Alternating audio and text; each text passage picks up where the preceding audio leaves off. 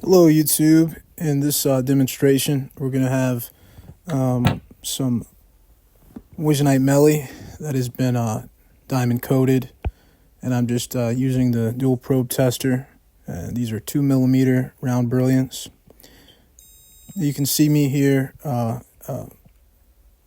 testing with the probe tester, and it's indicating as diamond. These are not diamond, these are Moissanite, but as the coating makes them an electrical insulator.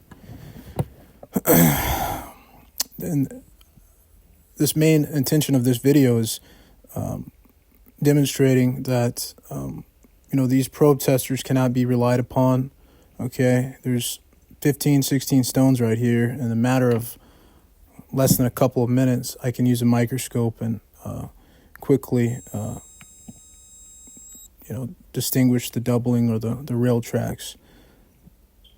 So I'm doing this with one hand, so it's kind of it's tough, and throughout the video I actually start using two hands, but I was trying to stress the probe making contact and me rubbing across the table of the stone. So the hurdle of this video was kind of tricky. Was I was trying to look and see what I was recording, and then actually viewing, putting the melee on the testing slot on the aluminum test holder. So that was pretty interesting, and I just did this in one take.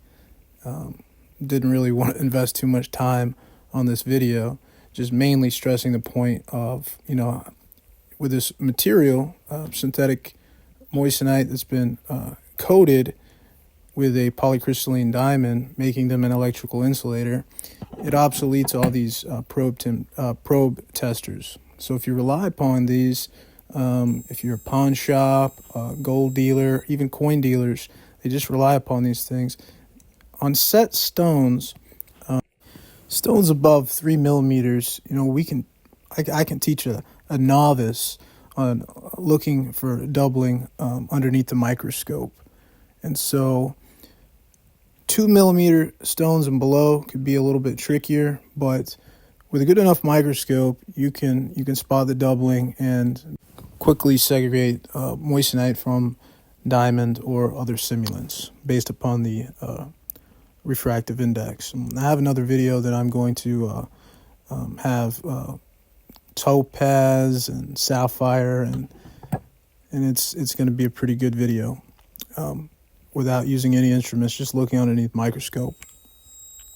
Okay. This stone gave me a bit of trouble. It had very, very thin girdle, so it made using the tweezers on it, putting on the testing platform, made a challenge.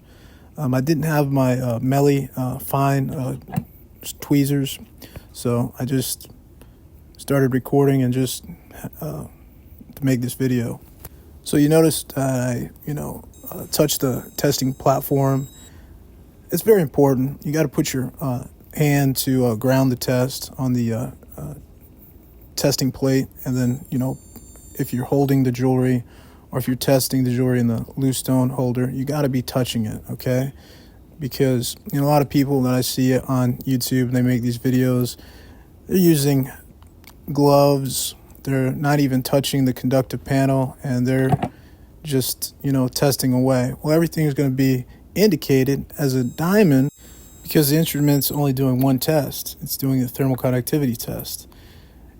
Simultaneously, after the thermal conductivity test on these probe testers, these dual probe testers, they use an electrical pulse through the stone, and that registers if it's an electrical insulator or electrical conductor or semiconductor. So if you're using gloves while testing this, well, everything is going to test as diamond. Okay, so you're not completing the circuit, right? So if you touch the probe, conductive plate, and piece of jewelry, or if it's loose stone, you're touching the actual testing platform. You're closing that circuit, and it's going to indicate that there's current passing through, electricity passing through. But if you eliminate one of those, it's just going to test as diamond. So that's a little trick that a lot of these TikTok jewelers, YouTube jewelers, that's what they do. So if anyone wants to know the truth about these dual probe testers, pretty much every single one of them work exactly the same. And it doesn't matter if you have a $200 tester, a $300 or $400 tester. They're all pretty much going to work the same thing, and every single one of them are going to fail to identify this coated moissanite. Okay. Some fun facts about moissanite is from the same bull. You can have rough from the same bull being very, very, very low. Semiconductive properties are not even registered as semiconductive. So, electrical testing on moissanite really isn't straightforward, and from the get-go, it was, never a definitive means of segregation. Okay? So what's occurring is these manufacturers that grow these silicon carbide bulls, they already understand that a percentage of the rough is going to be very, very, very low, semiconductive or negligible, or absolutely cannot be registered with any of these probe testers. So with that being said, that is the material that gets further CVD coated with a polycrystalline diamond to make it 100% an electrical insulator, okay, that will pass all of these probe testers.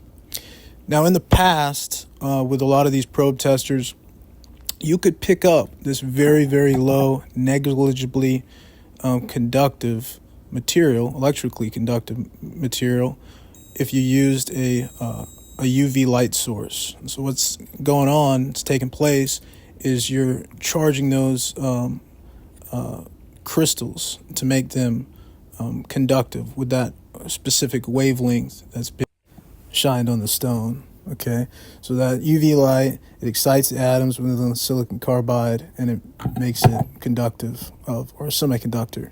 And I've demonstrated that with low conductive material that won't register on the probe tester, but as soon as you shine that ultraviolet light source on it, it will remain conductive. And as soon as that light source is turned off, the stone is not conductive of electricity. It's not a semiconductor. So I've demonstrated that with several probe testers already on my shorts. So here we have the last stone to be tested on its table and crown. And then what I'm going to do is I'm going to put all the melee table down with the pavilion and the culet facing up, so I can further, test the probe tip on the culet and kind of slide it around. Just so you guys know that this isn't just a surface coating of the crown. This is throughout the whole stone. Okay. So the challenge of this stage of the demonstration is trying to get it at a certain angle. So I'm looking at the camera and I'm trying to see, okay, is the probe tip in view for the viewers? Okay.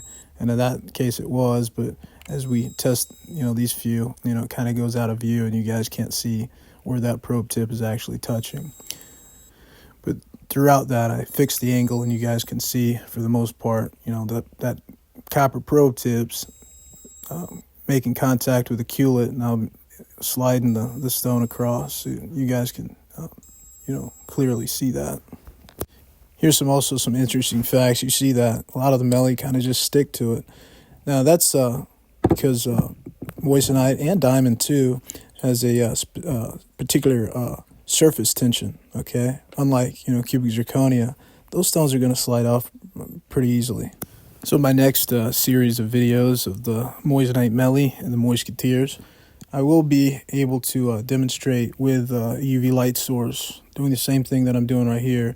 I'm going to use UV light and the very low conductive material, is not going to be registered on these probe testers, but as soon as I put a UV light source on there, they will pick up and register as a semiconductor and will register as moissanite on these probe testers once that UV light is put onto them. So if you're wondering, why I chose specifically a 2mm round brilliant, is because that is a good enough size, okay, to use a microscope and detect doubling, and also with these probe testers, it's about 2 points, and these testers are really not very accurate on set stones. So that's why I chose 2mm, because it's a large enough size to have the probe tip slide across the table, and that is why that I chose the 2mm stones.